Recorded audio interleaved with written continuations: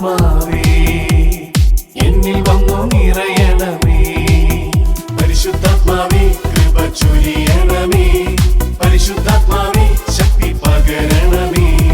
പരിശുദ്ധാത്മാവേ കൃപ ചൊരിയണമേ. പരിശുദ്ധാത്മാവേ ശക്തി പകരണമേ. പരിശുദ്ധ പരമദിവ്യകാരുണ്യ നാഥനായ ഈശോയ്ക്ക് എന്നേരവും ആരാധനയും സ്തുതിയും പുകഴ്ചയും ഉണ്ടായിരിക്കട്ടെ. നിത്യസ്തുതി യോഗ്യനായ പരിശുദ്ധ പരമ ദിവ്യകാരുണ്യ നാഥനായ ഈശോയ്ക്ക് എന്നേരവും ആരാധനയും സ്തുതിയും പുകഴ്ചയും ഉണ്ടായിരിക്കട്ടെ.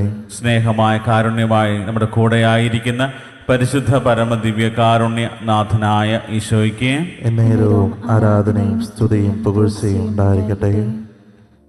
ദിവ്യകാരുണ്യമായി ദിവ്യസ്നേഹമായി നമ്മുടെ കൂടെയായിരിക്കുന്ന നല്ല തമ്പുരാൻ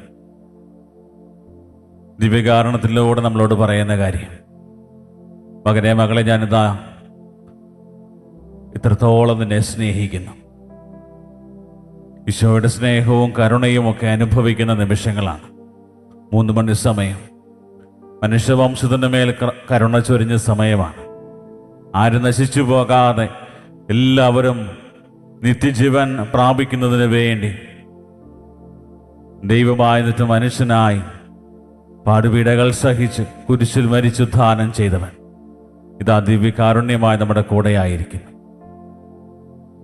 വിശുദ്ധ ഫൗസ്തീനയ്ക്ക് ഈശോ നൽകിയ വലിയ വെളിപ്പെടുത്തലിൽ ഈശോ നൽകിയൊരു വലിയ വാഗ്ദാനമാണ്. 3 മണി സമയത്ത് എൻ്റെ കരുണയിൽ ആശ്രയിച്ചുകൊണ്ട് എൻ്റെ പീഡാസഹനങ്ങളെ ധ്യാനിക്കുന്ന ഏതൊരു വ്യക്തിയെയും ഒരിക്കലും ഞാൻ ഉപേക്ഷിക്കത്തില്ല, സ്നേഹത്തിൽ ചേർത്ത് പിടിക്കും. ആ വലിയ വാഗ്ദാനം പൂർണ്ണമായി ഹൃദയത്തിൽ ഏറ്റെടുത്തുകൊണ്ട് ഈ മണിക്കൂറിൻ്റെ എല്ലാ അനുഗ്രഹങ്ങളും യാചിച്ചുകൊണ്ട് ഒന്ന് ചേർന്ന് നമുക്ക് പ്രാർത്ഥിക്കാം. ഈശോയുടെ ഹൃദയത്തിൽ നിന്ന് ഞങ്ങൾക്ക് കാരുണ്യ സ്രോതസ്സായി ഒഴുകിയിറങ്ങിയ തിരുരക്തമേ, തിരുജലമേ, ഞങ്ങളങ്ങയിൽ ശരണപ്പെടുന്നു. ഈശോയുടെ ഹൃദയത്തിൽ നിന്ന് ഞങ്ങൾക്ക് കാരുണ്യ സ്രോതസ്സായി ഒഴുകിയിറങ്ങിയ തിരുരക്തമേ, തിരുജലമേ, ഞങ്ങളങ്ങയിൽ ശരണപ്പെടുന്നു. ഈശോയുടെ ഹൃദയത്തിൽ നിന്ന് ഞങ്ങൾക്ക് കാരുണ്യ സ്രോതസ്സായി ഒഴുകിയിറങ്ങിയ തിരുരക്തമേ, തിരുജലമേ, ഞങ്ങളങ്ങയിൽ ശരണപ്പെടുന്നു.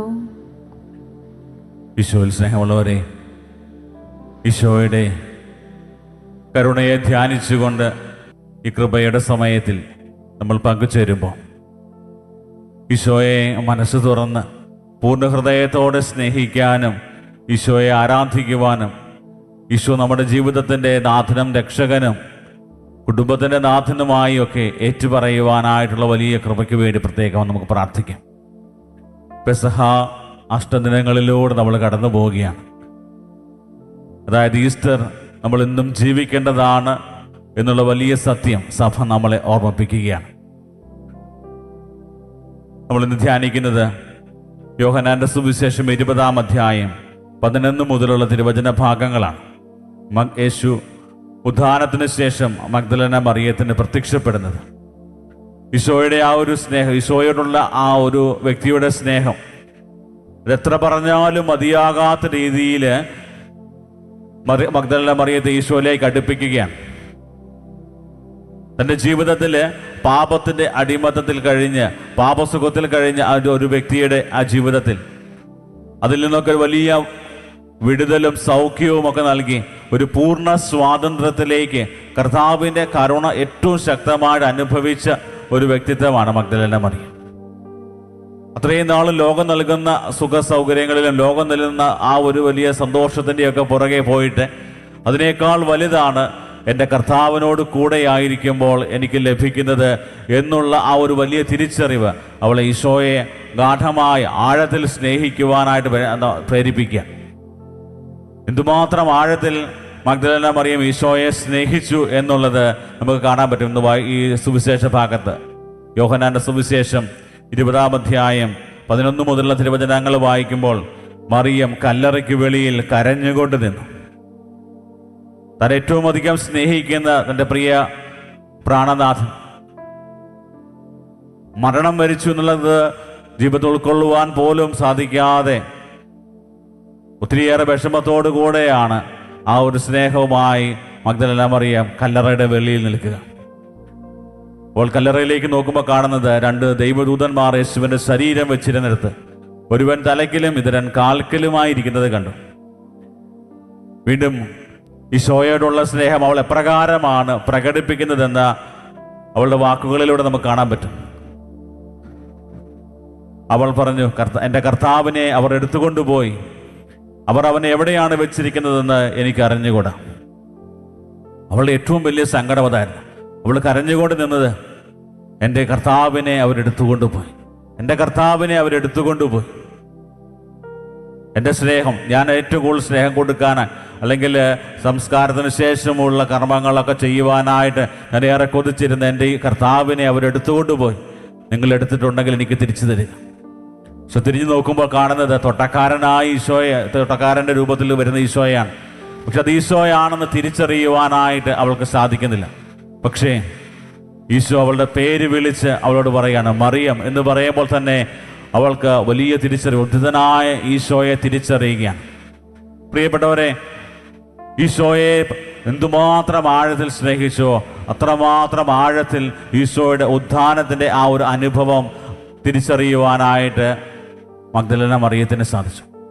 പിന്നീട് നമ്മൾ കാണുന്നത് മഗ്ദലന മറിയത്തെ ഒരു വലിയ ദൗത്യമായി ഏൽപ്പിക്കുക. അതായത് ഈശോയുടെ ഉത്ഥാനത്തിൻ്റെ ആ ഒരു സന്ദേശം എല്ലാവരിലേക്കും എത്തിക്കുക, പ്രിയപ്പെട്ട സഹോദരന്മാരിലേക്കെല്ലാം ശിഷ്യന്മാരിലേക്കൊക്കെ എത്തിക്കുവാനായിട്ടുള്ള ആ ഒരു വലിയ ദൗത്യം.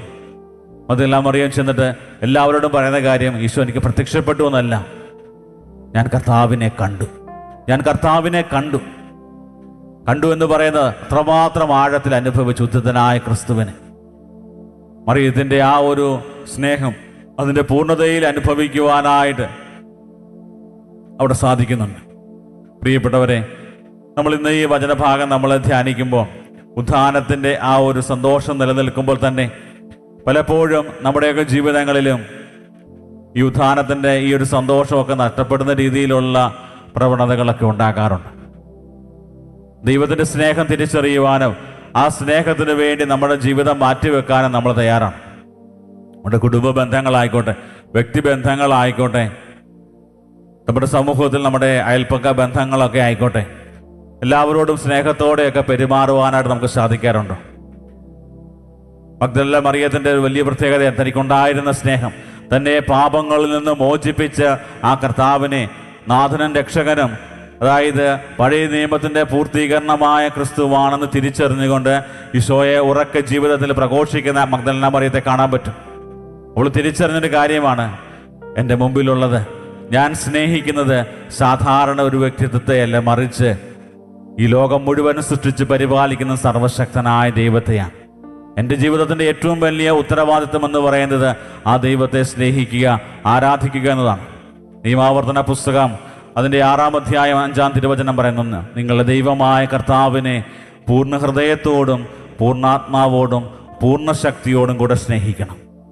പഴയ നിയമത്തിൽ ഒരു വലിയ ഒരു കടമയാണ്, അല്ലെങ്കിൽ ഒരു വലിയ നിയമമായിട്ട് പറഞ്ഞിരിക്കുന്ന കാര്യമാണ് ദൈവത്തെ, ദൈവമായ കർത്താവിനെ പൂർണ്ണ ഹൃദയത്തോടെ പൂർണ്ണ ശക്തിയോടെ സ്നേഹിക്കുക എന്നുള്ളത്. അത് പൂർണ്ണമായും തിരിച്ചറിഞ്ഞ് ഈശോയ്ക്ക് വേണ്ടി ജീവിതം മാറ്റിവെക്കുവാൻ തയ്യാറായ മഗ്ദലന മറിയത്തെ നമ്മൾ സുവിശേഷത്തിൽ കാണുന്നുണ്ട്. എന്തുകൊണ്ടാണ് ഇത്രമാത്രം ആഴത്തിൽ ഈശോയെ സ്നേഹിക്കാൻ മഗ്ദലന മറിയത്തിന് സാധിച്ചത്? വേറെ ഒന്നുമല്ല, മറിച്ച് ഏറ്റവും കൂടുതൽ ജീവിതത്തിൽ കരുണ ലഭിച്ചവളാണ്. അവളുടെ പാപത്തിൻ്റെ അവസ്ഥകളിൽ സമൂഹം അവളെ കല്ലെറിഞ്ഞ് കൊല്ലാൻ സാധ്യതയുണ്ടായിരുന്ന സാഹചര്യത്തിൽ പോലും അവളെ അത്ഭുതകരമായി രക്ഷിച്ച് പാപത്തിൽ നിന്ന് മോചിപ്പിച്ചൊരു വലിയ സ്വാതന്ത്ര്യത്തിലേക്ക് കർത്താവിൻ്റെ കരുണ അവളെ നയിക്കുന്നുണ്ട്. അതായത് കർത്താവിൻ്റെ കരുണ എൻ്റെ ജീവിതത്തിൽ ഏറ്റവും കൂടുതൽ അനുഭവിച്ചത് കൊണ്ട് ഈശോയെ പൂർണ്ണ ഹൃദയത്തോടെ എല്ലാറ്റിലും ഉപരിയായി ഈ ലോകത്തിലെ എല്ലാ സുഖഭോഗങ്ങളിൽ നിന്നൊക്കെ അതിനുപരിയായി സ്നേഹിക്കുവാനായിട്ട് അവൾ തീരുമാനമെടുക്കും. പ്രിയപ്പെട്ടവർ, നമ്മുടെയൊക്കെ ജീവിതത്തിൽ ഇതുപോലെ ഈശോയെ തിരിച്ചറിയാനായിട്ട് നമുക്ക് ഒത്തിരിയേറെ സാധ്യതകളുണ്ട്. കുദാശകളുടെ സ്വീകരണമുണ്ട്, ദൈവവചനം വായിക്കാൻ പറ്റും, വചനത്തിൻ്റെ വ്യാഖ്യാനങ്ങളുണ്ട്, പ്രാർത്ഥിക്കുവാനായിട്ടുള്ള അവസരങ്ങളൊക്കെയുണ്ട്. പക്ഷെ നമ്മൾ ഉദ്ധിതനായ ക്രിസ്തുവിൻ്റെ ഈ ഒരു വലിയ സ്നേഹവും കരുണയും നമ്മൾ തിരിച്ചറിയാറുണ്ട്. ഇന്ന് ദൈവകരുണയുടെ ഈ തിരുമണിക്കൂറിലൂടെ നമ്മൾ കടന്നു പോകുമ്പോൾ നമുക്കും പ്രാർത്ഥിക്കാം, ഈശോയെ ഇതുപോലെ മഗ്ദലന മറിയം നിന്നെ സ്നേഹിച്ചതുപോലെ നിന്നെ സ്നേഹിക്കുവാനും നിന്റെ കരുണയിൽ ആശ്രയിക്കുവാനും ഞങ്ങൾക്ക് കൃപ തരണമേ എന്ന് പ്രാർത്ഥിക്കാം. നമ്മുടെ ഇന്നത്തെ പ്രത്യേക നിയോഗം സത്യസഭയിൽ നിന്ന് വേർപിരിഞ്ഞു പോയ സഹോദരങ്ങൾ തിരിച്ചു വരുന്നതിന് വേണ്ടിയാണ് നമ്മൾ പ്രാർത്ഥിക്കുന്നത്. സഭയിൽ ഒത്തിരിയേറെ ആളുകൾ കത്തോലിക്ക സഭയുടെ വിശ്വാസമൊക്കെ ഉപേക്ഷിച്ച് സ്വന്തമായ ചില പ്രസ്ഥാനങ്ങളിലേക്കൊക്കെ പോയവരുണ്ട്. കർത്താവിൻ്റെ കരുണയും സ്നേഹവും ഒക്കെ വിസ്മരിച്ചു പോയ ഒത്തിരിയേറെ ആളുകൾ. അവരെല്ലാം ഇന്ന് ഈ കരുണയുടെ തിരുമണിക്കൂറിൽ നമുക്ക് ഓർത്ത് പ്രാർത്ഥിക്കാം. നമ്മുടെ എല്ലാ നിയോഗങ്ങളും പ്രാർത്ഥനകളും ദൈവകാരുണ്യനാഥൻ്റെ സന്നിധിയിൽ സമർപ്പിക്കാം. കർത്താവിൻ്റെ കരുണയ്ക്ക് വേണ്ടി പ്രാർത്ഥിച്ചുകൊണ്ട് നമ്മുടെ എല്ലാ നിയോഗങ്ങളും, കുടുംബത്തിൻ്റെ ആവശ്യങ്ങളും, വ്യക്തിപരമായ നിയോഗങ്ങളും എല്ലാം സമർപ്പിക്കാം. വളരെ പ്രത്യേകമായി ഫ്രാൻസിസ് മാർപ്പാപ്പയുടെ ആത്മശാന്തിക്കായിട്ട് പ്രത്യേകം പ്രാർത്ഥിക്കാം. കരുണയുടെ മാലാഖയായി ഭൂമിയിൽ ജീവിച്ച് സഭയെ നയിച്ച ഫ്രാൻസിസ് മാർപ്പാപ്പയെ നിത്യവിശ്രമത്തിനായിട്ട് സ്വീകരിക്കണമെന്ന് തീക്ഷ്ണമായിട്ട് പ്രാർത്ഥിക്കാം. എല്ലാ ശുശ്രൂഷകളും നിയോഗങ്ങളും പ്രാർത്ഥനകളും എല്ലാം കർത്താവിൻ്റെ കരുണയിൽ സമർപ്പിച്ചുകൊണ്ട് കർത്താവെ ഞങ്ങളെങ്കിൽ ശരണപ്പെടുന്നു എന്നുള്ള പ്രാർത്ഥനയോടെ താഴ്ന്ന സ്വരത്തിൽ ദൈവത്തെ സ്തുതിച്ച് കർത്താവിൻ്റെ ആശീർവാദം സ്വീകരിക്കാം.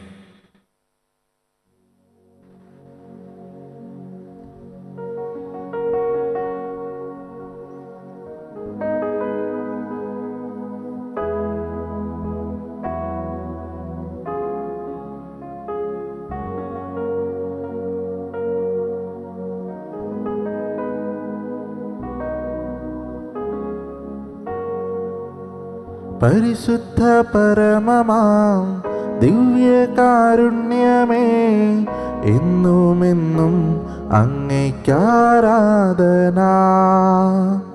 പരിശുദ്ധ പരമമാം ദിവ്യകാരുണ്യമേ, എന്നുമെന്നും അങ്ങേക്കാരാധന. പരിശുദ്ധ പരമമാം ദിവ്യകാരുണ്യമേ, എന്നുമെന്നും അങ്ങേക്കാരാധന.